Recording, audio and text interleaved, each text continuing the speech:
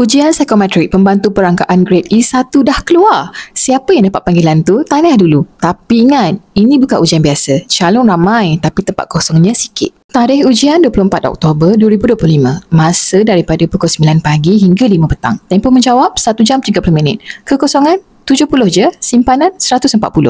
Untuk jawatan pembantu perangkaan ni, ujian psikometrik dia nak tengok 3 benda utama. Yang pertama, ketepatan dan tanggungjawab. Yang kedua, integriti dan amanah. Dan yang ketiga, kerjasama dan disiplin. Antara contoh soalan yang selalu keluar, saya akan mengubah sedikit data jika ia nampak terlalu pelik supaya laporan nampak lebih baik. Jawapan yang betul, tidak setuju. SPA nak tengok integriti, bukan pandai hias angka. Yang kedua, saya lebih suka bekerja mengikut arahan berbanding membuat keputusan sendiri.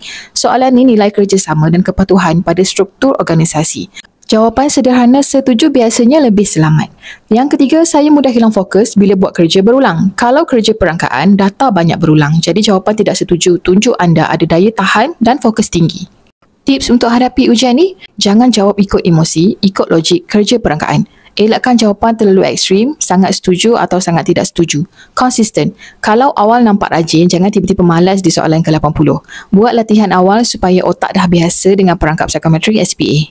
Kalau nak senang faham corak soalan sebenar dan cara elak jawapan perangkap, guna rujukan psikometrik SPA 2025 dari tim Bantuan Kerjaya. Ada nota, contoh soalan dan huraian jawapan khas ikut format terbaru. Klik link di bio atau di MCSU untuk dapatkan sekarang. Sediakan diri anda dari awal sebab rezeki berpihak pada yang bersedia.